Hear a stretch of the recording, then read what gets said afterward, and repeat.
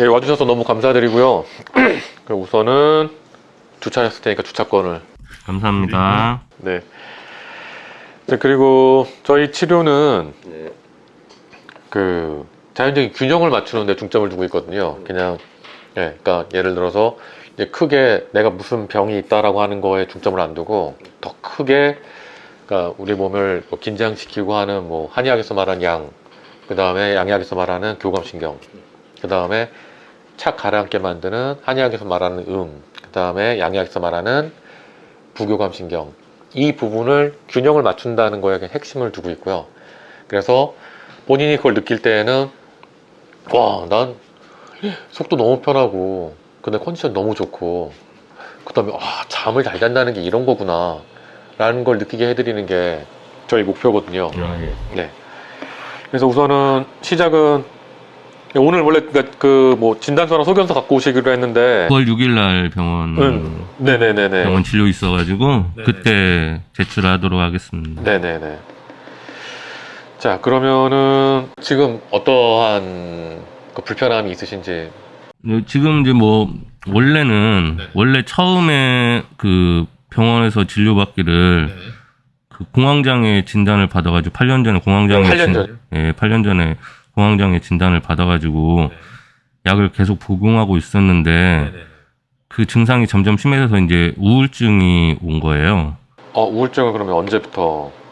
2년 전이니까 2019년도부터 우울증이 오면서 이제 기억력이 좀 많이 감퇴를 하고 그 주의 집중을 잘 못하고 기억력이 감퇴하고 이렇게 하다 보니까 평소에 있지 않았던 이제 교통사고도 1년에 뭐 4차례가 나는 경우도 있고 인지 능력이 좀 많이 떨어지는 것 같아가지고 현재 그 관련해가지고 치료를 받고 있는 상황입니다.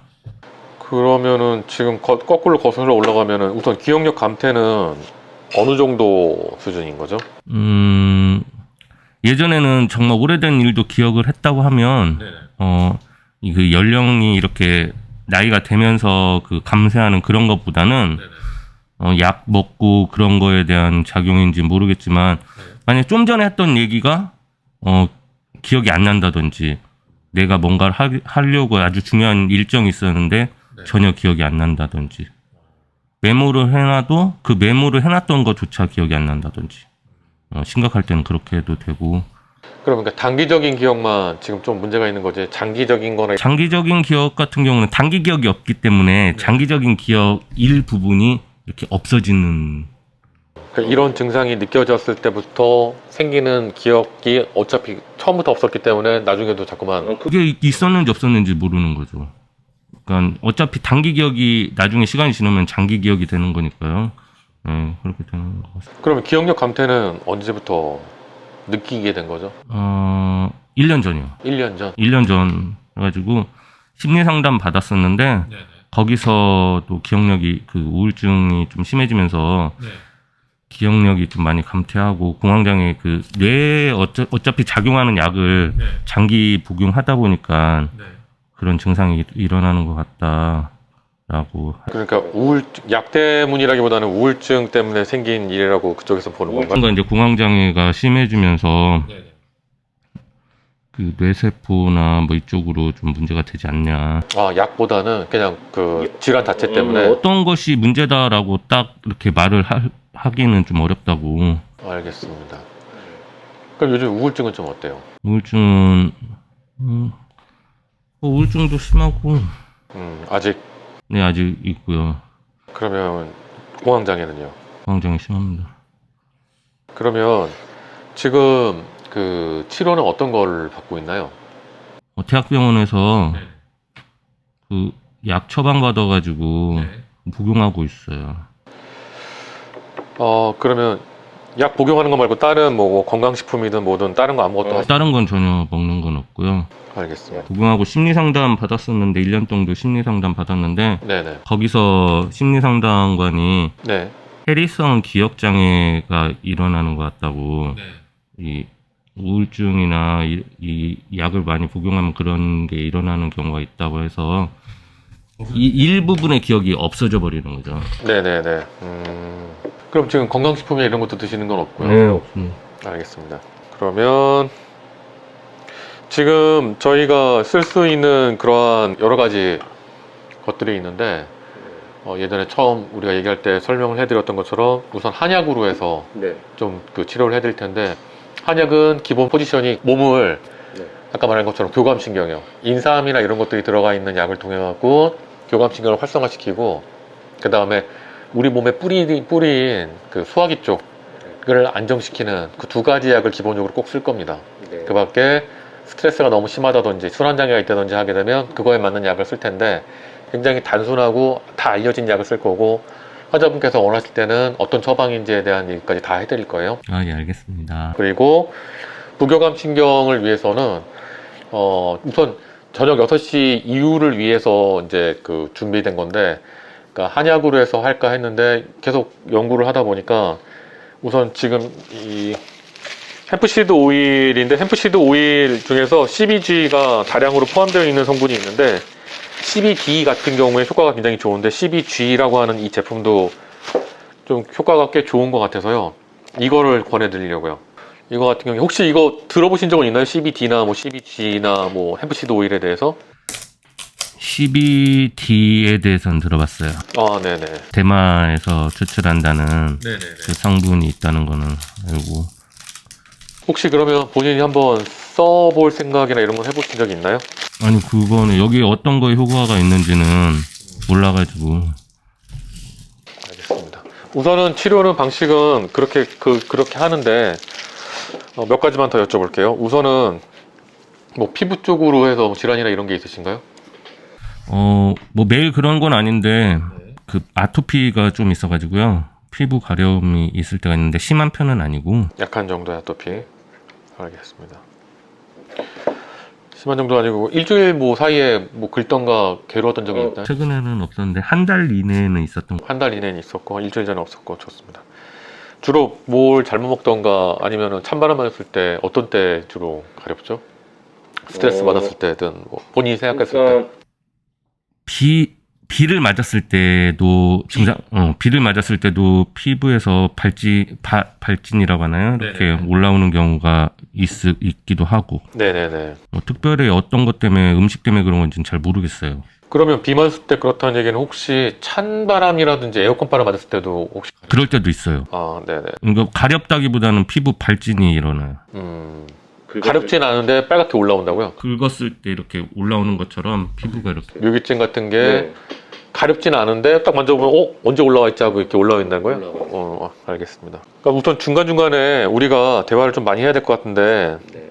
제가 하루나 뭐 이틀 사이에 계속해서 전화나 메시지를 보낼 거예요. 왜냐하면 그 피부 쪽에 문제가 있는 경우에는 예민하다는 얘기거든요. 그렇기 때문에 그 우리 몸에서 독소라든지 이런 것들을 빨리 배출할 수 있게 그 도와줘야 될 부분들이 있어요. 무슨 말이냐면 지금처럼 심각하진 않기 때문에 중간중간에 혹시라도 어떠한 그 반응 때문에 문제가 있게 되면 바로바로 풀어줘야 되거든요. 아, 예, 알겠습니다. 그래서 그거를 계속 말씀드릴 거고, 대소변은 어떠세요? 괜찮아요, 저는. 근데 그 장이 안 좋아서 그런지 설사를 좀 많이 자주 하는 편이에요. 설사를요? 알겠습니다. 그러면은 좋은 변도 중간중간에 나오는데 설사. 네, 그런 경우는 있는데. 알겠습니다. 그런 게 그렇다면은 그 설사나 이런 것들 했을 때 특별하게 이렇게 보이는 그런 것들 그런 건 있나요? 없어요. 근데 속 이뇨작용이 잘 돼서 그런지 그러니까 스트레스성 긴장 때문에 그런지는 모르겠지만 소변 보러를 좀 자주 가요. 일상생활에 지장이 있을 정도가 될 때도 있어요. 긴장을 하면. 네네네네, 맞습니다. 밤에 잘 자다가 일어나는 것도 그렇고 소변을 자주 본다는 건 그 다른 식으로 양약에서는 설명을 많이 하는데, 그러니까 저는 단언컨대 이거는 긴장돼서 생기는 거라고 보거든요. 긴장하는 사람들이 소변을 자주 봅니다. 그래서 커피나 이런 것들이 그 긴장작용을 높이기 때문에, 이뇨작용도 있지만 그게 아니라 몸이 긴장하기 때문에 참지 못하는 거예요. 이뇨작용은 오줌을 자주 나오게 하는 건데, 자주 나온다고 하더라도 참을 수 있어야 되는데 참지 못하게 하는 그런 부분들, 그런 것들이 이제 긴장할 때 많이 생기거든요. 알겠습니다. 그러면 잠은요? 잠은 어떠세요? 그렇게 잠을 잘 자는 편은 아니에요. 예전에는 잠을 좀 잘 잤었는데 지금은 뭐 일찍 잠을 들 수는 없어요. 새벽 2시에 잠을 자서 네네. 한 6시, 7시에 깨우는 것 같은데 아무리 잠을 많이 자도 네. 그 피로감이 풀리지가 않아가지고요. 만성 피로요. 예, 네네. 강장약을 계속 그 고강장약 먹을 때 강장약이 포함되어 있는데도 네. 그런데도 좀 피로가 풀리지 않더라고요.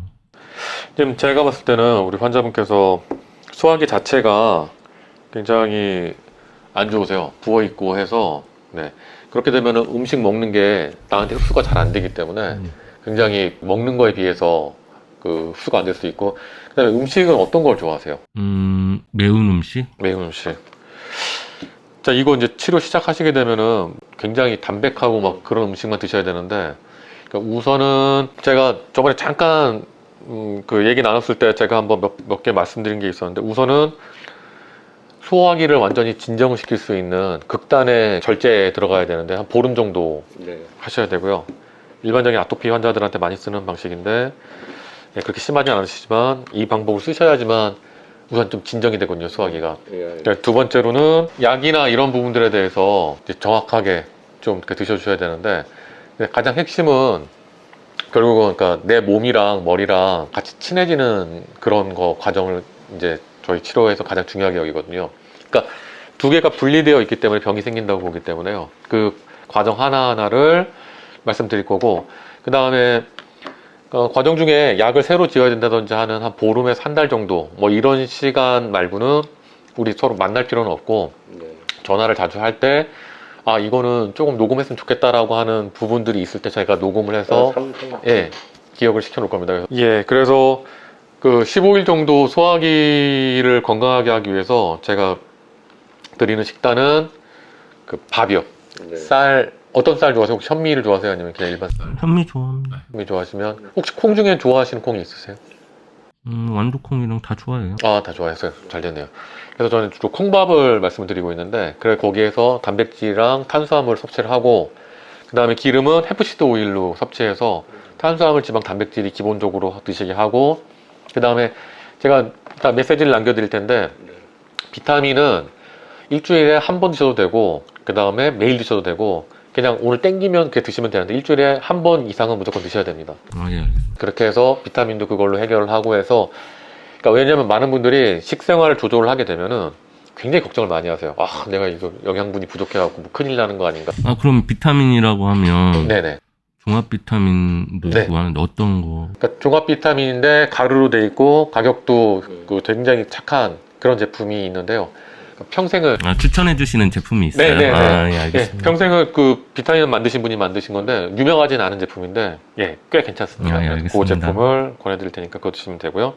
자, 그래서 제가 봤을 때는 아까 말씀드린 것처럼 소화기가 매우 안 좋으시고 그래서 근본적인 문제는 그거부터 잡는 걸로 시작을 하는데 잠이나 이런 부분들에 대해서도 네, 푹 주무실 수 있게 도와주는 방식으로 진행하겠습니다.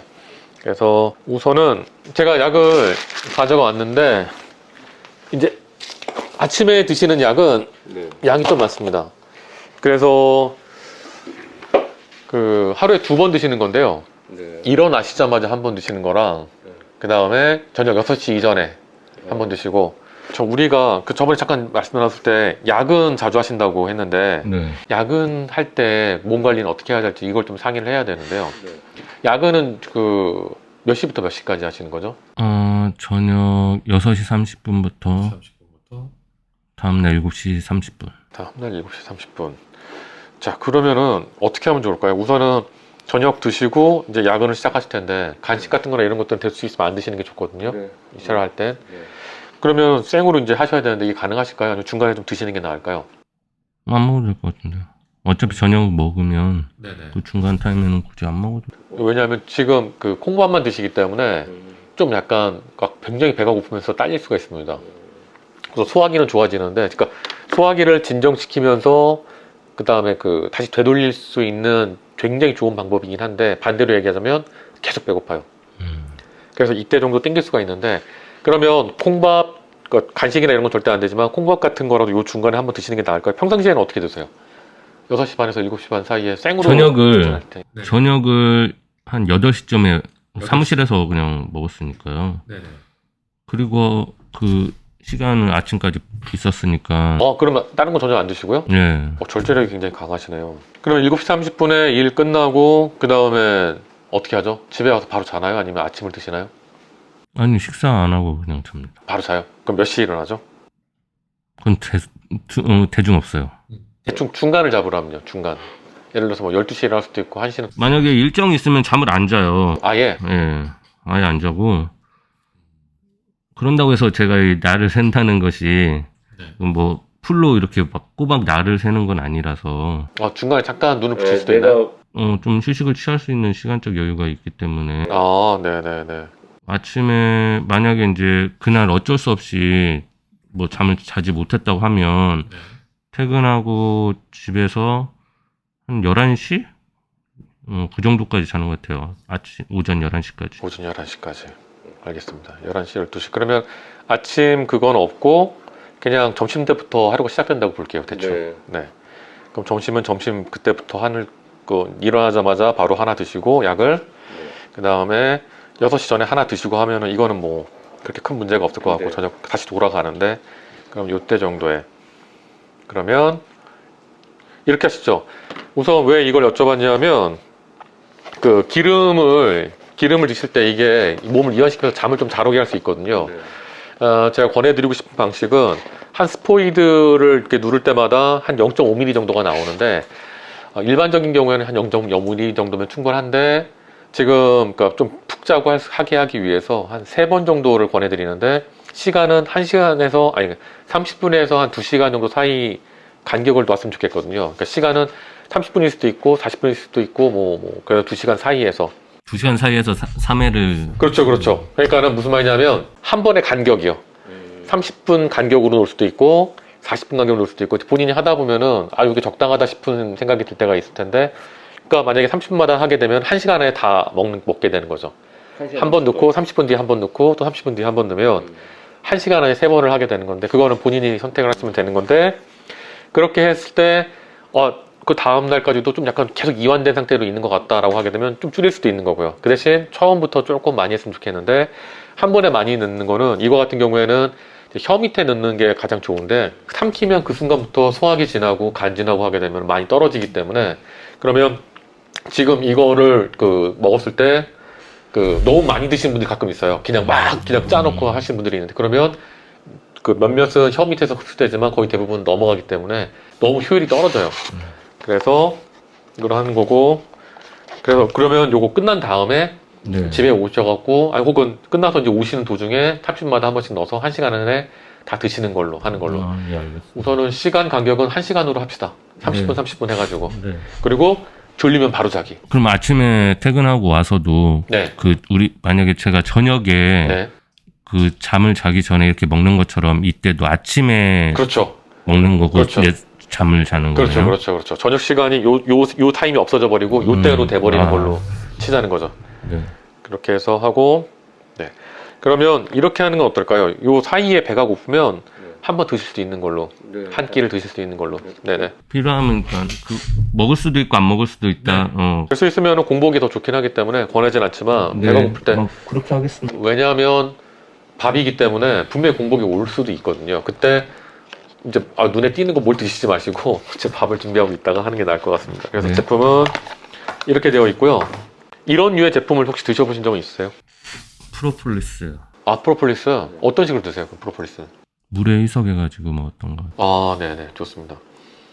자, 이게 좋은 기름으로 만들어진 제품은 피부에 발라도 굉장히 빨리 흡수돼요. 이것처럼 혀 밑에서 흡수가 되는 건데 우선 이거 잠깐 이거 좀 벗고 자 이렇게 해서 한 스포이드를 하게 되면 요만큼이 나옵니다. 그래서 입에 절대 다 대시면 안 돼요. 혀에 닿으면 기름이 상하니까. 그래서 혀 밑에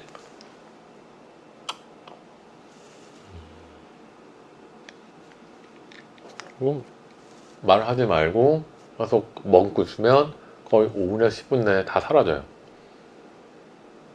그 다음에 침이 넘친다든지 아니면 지금처럼 이렇게 움직일 수밖에 없는 상태가 되면 그때 나머지 거 삼키시면 됩니다.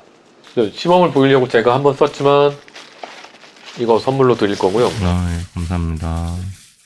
그리고 치료되실 때까지 다 쓰시면 저희한테 말씀해 주시면 저희가 계속 선물로 드릴 겁니다. 예, 알겠습니다.